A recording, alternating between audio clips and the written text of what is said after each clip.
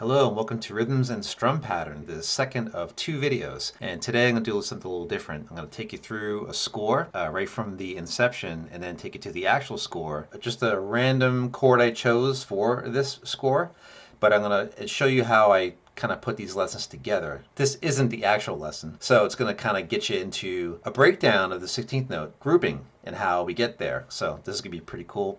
Let's hear the chord first. Again, completely random. You can put whatever chord you want in here. If you do that, you won't be able to play along with the score. So here it is.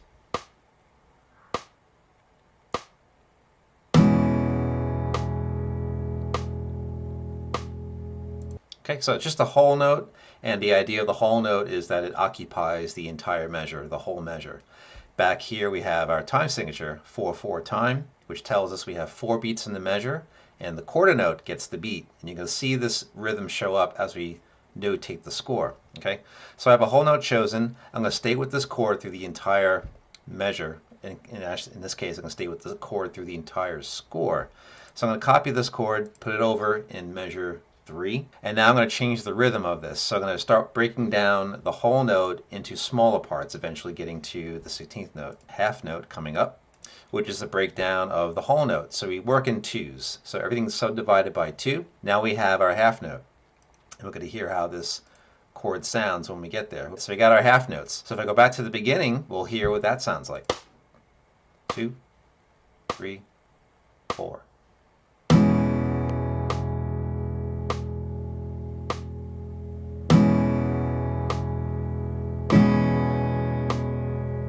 So I'm going to copy that other rhythm. We're going to paste that rhythm over here. Got the half note, but we're going to change this rhythm now to a quarter note. We'll copy that and put it over here 4 times. Okay, so now we got 4 quarter notes, which is the breakdown of the half note. Took the half note, we subdivided by 2, and we get 2 quarter notes that fit inside that rhythm. So let's go back to the beginning. We'll hear how all of this factors in.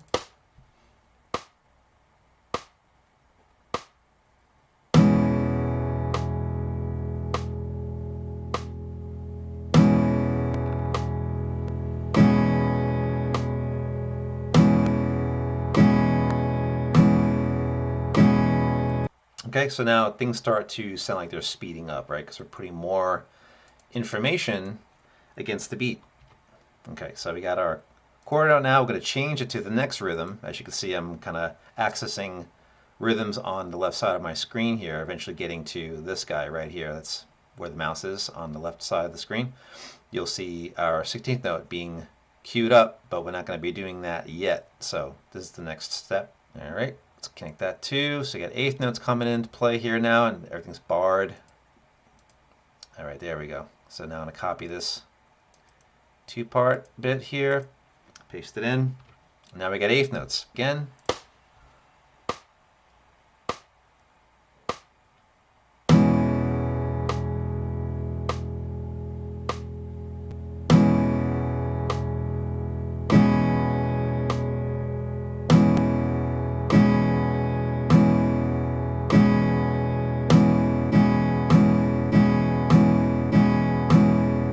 So I'm also going to add in some right hand technique. So we're going to do a down and up strum. So when you go back to this measure here, I'm going to back it up 1 bar.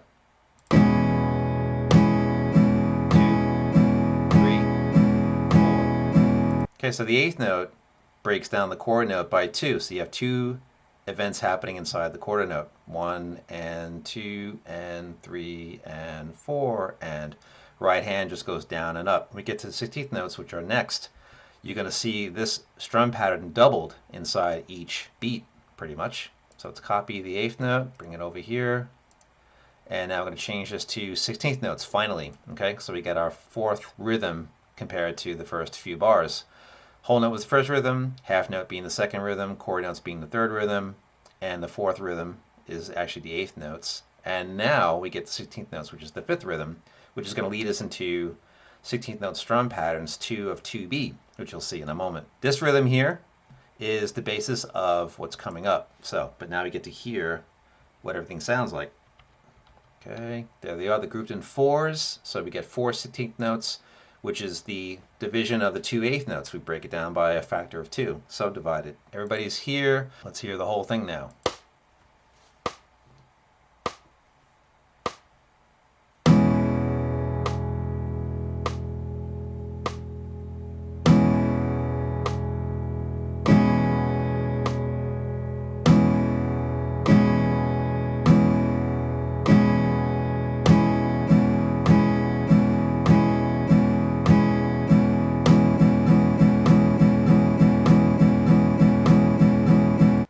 Okay, so what isn't done in here is the strum patterns, all down strum, which you can't, it's actually all up strum, excuse me.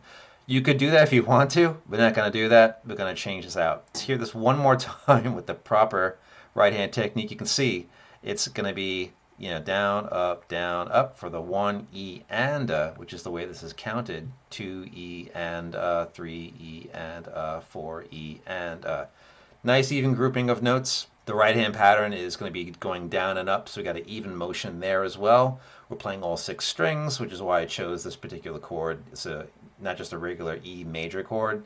We have E6 in here. So that's the score. Let's hear it one last time, and I'll lead you into the second score.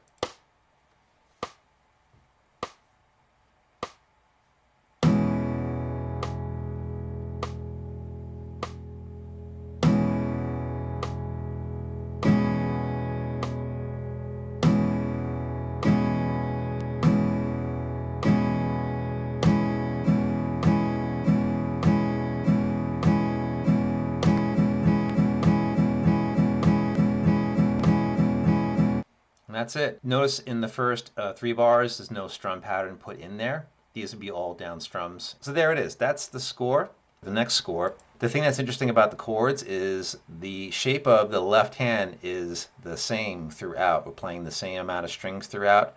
We're leaving out the low E string. As you can see, there's an X over every single low E string. Again, this is the fat string on your guitar.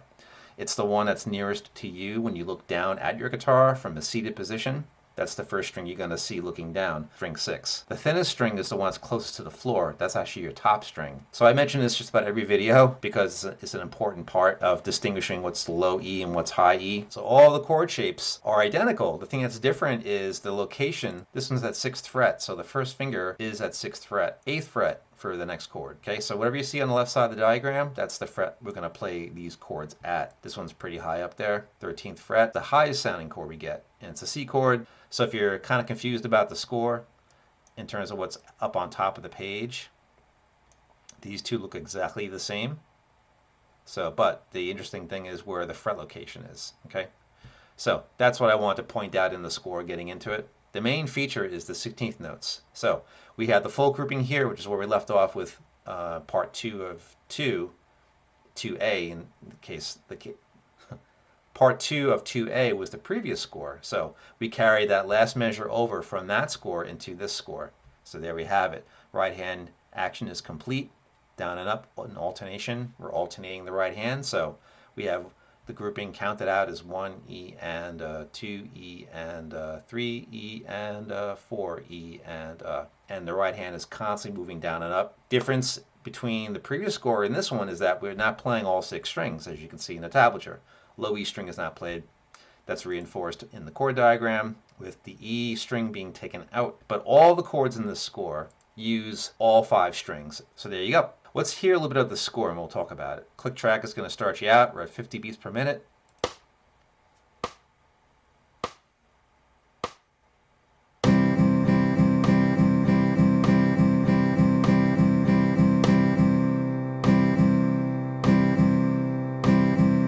C chord playing off the rhythm, full grouping, and then what this rhythm is in measure 3, we have the first 2 16th notes. The dot adds half of what an 8th note is worth, which is what this note is. 8th note, half of the 8th note is a 16th note. So we're missing the 16th note. That's what that dot's taking place of. So dots are kind of weird to get used to. It looks like an 8th note grouping, but it's more static. It's more disjunct. It doesn't feel smooth. It's this little ba-ba, ba-ba kind of thing going on with the rhythm.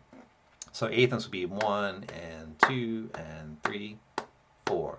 This one is different. It's 1, 2, 3, 4. Kind of like a short, long kind of idea. You're going to hear it again in the next measure.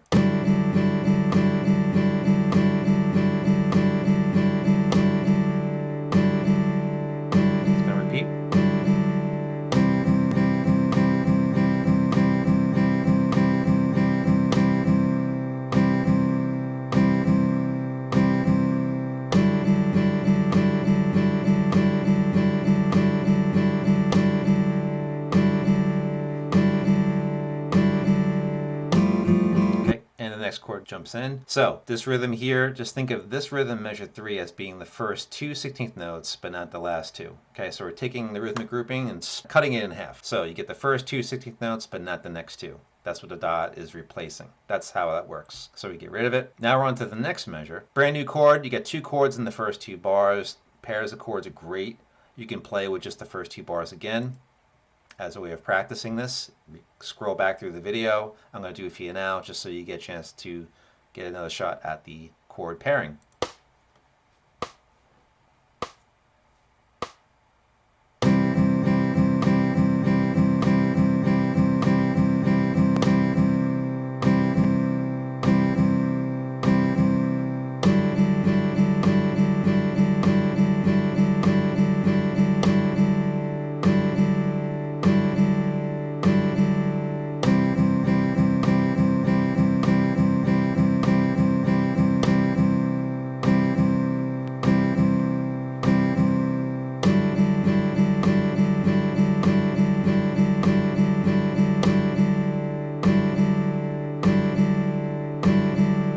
So we're on to the next chord, F major 9 with no 5. Future videos, I'll talk more about chord tones and what makes up a chord.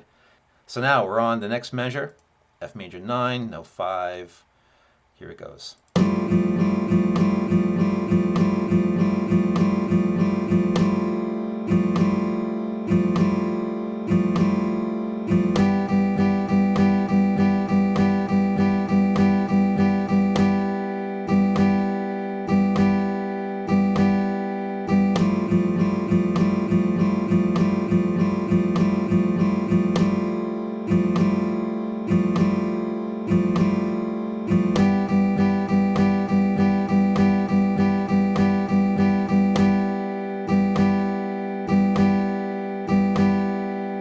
Okay, so what did we just hear? Full grouping in measure 1 of the two chord strum pattern. So we're using pairs of chords, F being the first chord in this case, and then the E minor G.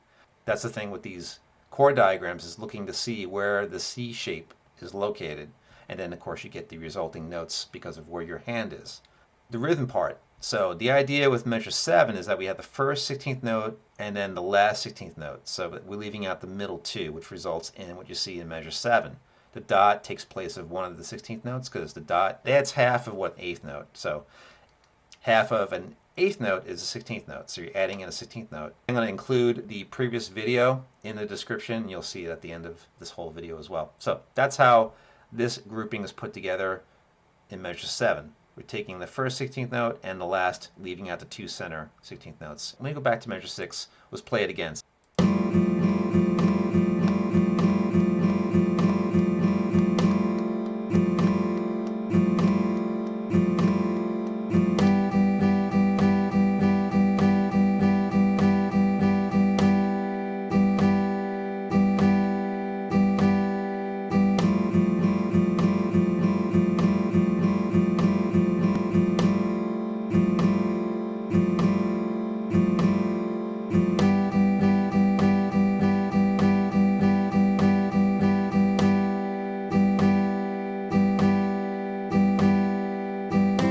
What's been taken out in measure 11 compared to measure 10? Well, it's the third 16th note we get rid of. The eighth note is worth two 16th notes. So we have the first 16th note of 2 right in here, but the second one is gone.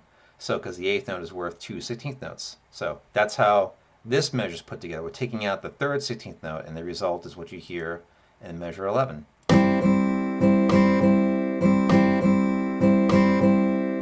1E, 2E, 3E, 4E. Full grouping of 16th notes you're counting out as 1E and A. So the 1E is here, the AND part is missing, but the A part is here in the count. If you use 1E and A, we're taking out that part that would be normally right here because the eighth note is there. So we have the 1E and is not there. The A is there. The eighth note part would be 1 and. So the and would be here if you had eighth notes, which again refers back to the previous installment of this series. And also part 2A, in this case, of the score. We have this 2 of 2B. Part 2 of 2A, we showed you the whole note, we showed you the half note, the chord note, and the eighth notes. So this here, the second eighth note of the eighth notes would be here, but it's not. So that would be where you would have the other eighth note. Ain't here. So let's go back to measure 10. Let's hear it again.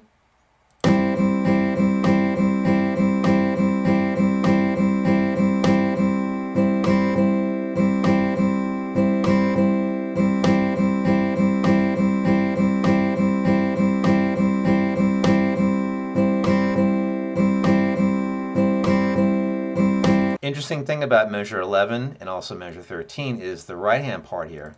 So we have down, up, up, down, up, up, down, up, up, down, up, up. If you go back to this measure, you could see what's missing in the right hand part. So this could give you a further clue into how to approach the rhythm. So we have down, up, right? In measure 10 and other measures too, measure 8 and so on. We have the full grouping of 16th notes. So the right hand can give you a clue to what's been taken out. Right, so down, up, down, up. Here we have down, up, up. So the down part's missing. We make the motion with the right hand, which I'll display later when I play through this on the guitar. We're leaving out the second down strum, but we keep the up strums. So that can give you indication about what's happening in the right hand part. So that's something to look at as well, the visuals, all the right hand directions, what's happening in the score. Learning how to play these things is seeing what's there and what's not there. All right, moving on, and let's play it from measure 14. The next bit, now we have the full grouping again, but what I did at this part of the score is I went and played all the rhythms in a 4-bar type of scene. So we got the full grouping of 16th notes, the second grouping that we talked about, and the third grouping, and the last grouping. So we have the 3 variations. 15 is the first of 3 in this particular installment. Second of 3 is measure 16. And third variation is measure 17.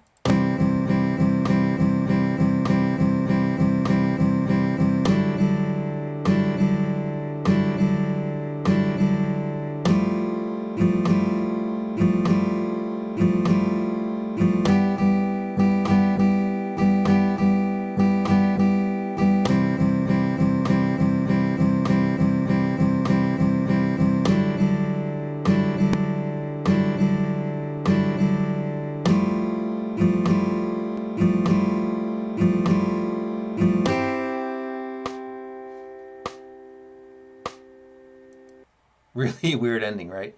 So this is like the advanced part of this particular installment. When you get to measure 14 through 17 is the first ending. Measure 16 to measure 18, when you go through this cycle again, big jump, or skipping this right here, measure 17. If you wanted to, you could actually include that measure and play that measure again and then play measure 18 if you wanted to. You could do that. But the thing that's really crazy at the end is jumping from this chord up to this chord. The nice thing about the jump is that we're keeping the same hand shape, but that ring finger at measure 8, when you get to this chord, going from 8th fret to 15th fret could feel really big in terms of a leap, in terms of movement. So that's a little bit of a nutty scene right there. So again, that's why I put this at the end. It gives you the summation of all the rhythms in this particular installment, but the challenge is that jump from 16 to 18. That's why I kept the tempo at 50, because it feels okay, but if it feels too fast, you can go back, you can slow things down by using the play speed settings for the video that YouTube provides, which is pretty nice. So what I did at the end also, this last chord, I actually included the first finger barring across the top 2 strings, in this case 3 strings. So you get that C chord shape, but it's fingered differently. So that's up to you if you want to play this chord. If you were to play any chord, what you could do is just play this one right here if you wanted. You don't have to do anything with the bar, you can just keep these strings open. So the very, very last chord of the piece, you have a choice of which chord to play. It doesn't have to be, you know, this bar technique thing. So it's there in the score, but if you want to take a nod back to a certain measure, I would probably grab this chord here, even though it's not in the score. Okay, I just chose to do it that way. It's the pinky, ring finger, then it's the first finger at the 12th fret, and then middle finger playing 13th fret, first finger still at 12th fret. That could feel really crazy. So again, if that feels completely out the window, go back to measure 13, grab that chord instead, which will be the chord that's over here, this guy. Here is the playthrough of the entire score. 1, 2, 3 E and 4 E and